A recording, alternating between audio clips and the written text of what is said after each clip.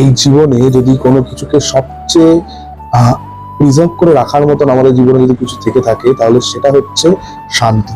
নিজের শান্তিকে যথাসম্ভব সংরক্ষিত করে বাঁচিয়ে রাখার চেষ্টা করুন। কারণ দুনিয়া তো চাইবেই যে আপনাকে এসে একটা কিছু বলে, তার প্রত্যুত্তরে আপনি একটা কিছু বলুন এবং আপনার মনের শান্তি বিঘ্নিত হোক। নিজেকে কেন এত সস্তা করবেন?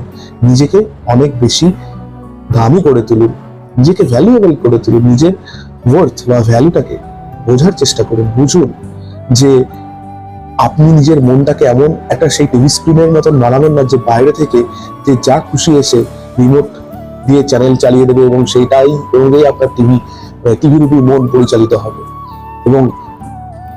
এবং নিজের মনের রিমোট, যেটা দিয়ে আপনার মনের স্ক্রিন চিন্তা ভাবনা সবকিছু চলে, সেই রিমোটটাকে নিজের কাছে রাখুন।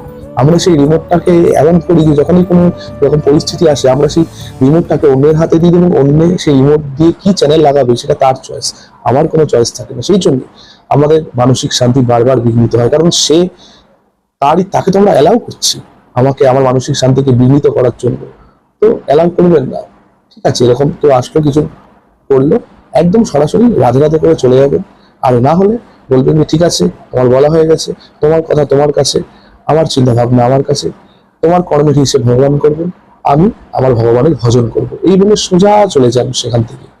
এইভাবে দেখবেন যে দুনিয়ার লোক আপনাকে বিরক্ত করতে আসছেন, আপনার মানসিক শান্তি প্রিজার্ভ হচ্ছে। এবং মানসিক শান্তিকে প্রিজার্ভ করার জন্য নিজের ভ্যালুটাকে বুঝুন। নিজেই যদি নিজেকে সস্তা করে ফেলেন, তাহলে কি করে দুনিয়ার লোক আপনাকে সেই ভ্যালুটা দেবে?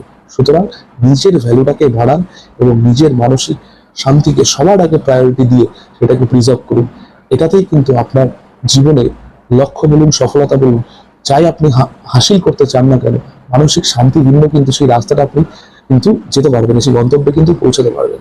সুতরাং অবশ্যই যদি সত্যি কিছু যত্ন করে প্রিজার্ভ করতে হয়, সেটা হচ্ছে মানসিক শান্তি। শ্রী রাধে।